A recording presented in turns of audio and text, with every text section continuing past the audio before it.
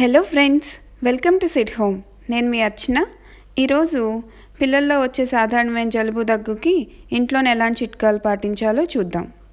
వాతావరణంలో వచ్చే మార్పులకి ఈ రోజుల్లో చాలామంది పిల్లలు డే కేర్కి కూడా వెళ్తూ ఉన్నారు. దానివల్ల చాలామంది ముక్కులు కారుతూ కనిపిస్తున్నారు.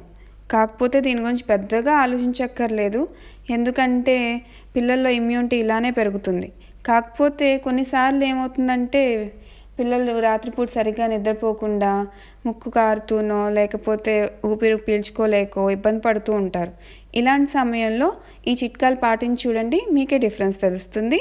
Let's start. వీటిలో మొదటిగా చెప్పుకోవాల్సింది సెలైన్ డ్రాప్స్ గురించి.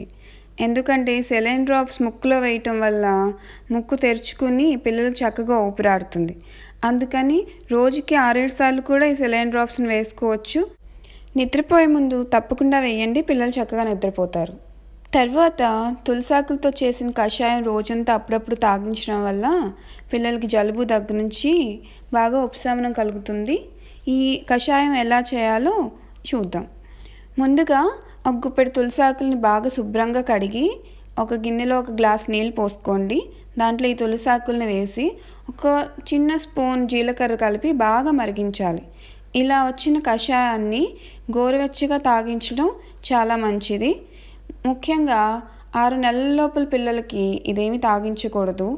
6 నెలల పైన పిల్లలకి ఇలానే గోరువెచ్చగా స్పూన్తో తాగించండి. సంవత్సరం పైన పిల్లలకైతే ఒక బాటిల్లో పోసేసి కొద్దిగా హనీ కలిపేస్తే వాళ్ళే తాగుతూ ఉంటారు. అలా రోజంతా తాగితే ఇంకా చాలా మంచిది.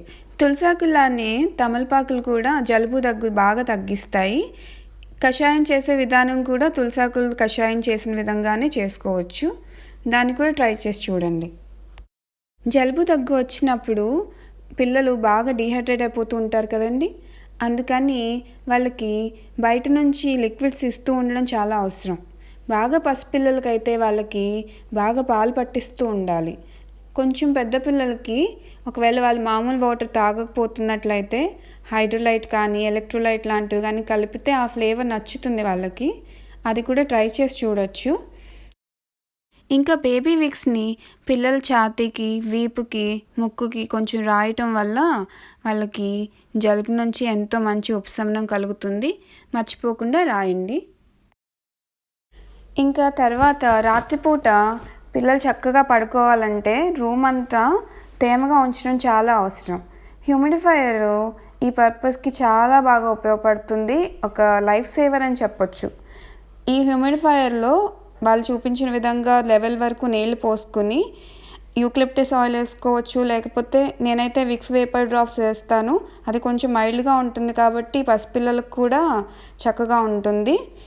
అది పెట్టుకుని రాత్రి పడుకుంటే ఇంకా వేపర్స్ వస్తూ ఉంటాయి, రూమ్ అంతా తేమగా ఉంటుంది, ముక్కు మూసుకుపోకుండా చాలా బాగా ఉపయోగపడుతుంది.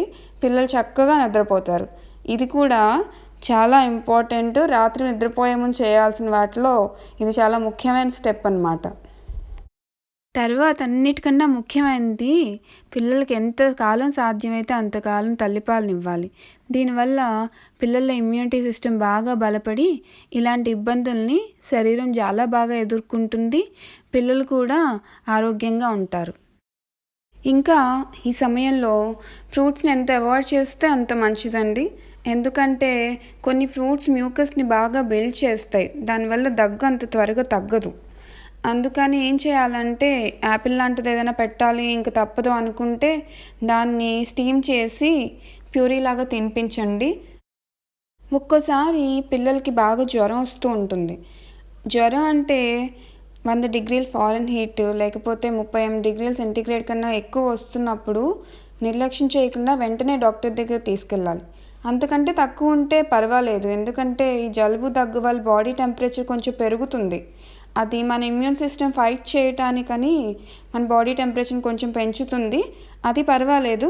కానీ 100 డిగ్రీల కన్నా ఎక్కువగా ఉన్న 38 డిగ్రీల సెంటీగ్రేడ్ కన్నా ఎక్కువగా ఉంటే మాత్రం తప్పకుండా డాక్టర్ దగ్గరికి వెంటనే తీసుకెళ్ళండి. అది వైరల్ కావచ్చు, ఇంకేదైనా ప్రాబ్లం కూడా అయి ఉండొచ్చు. నేను చెప్పిన ఈ చిట్కాలన్నీ కూడా పిల్లల్లోనే కాదు పెద్దవాళ్ళకు కూడా చక్కగా ఉపయోగపడతాయి.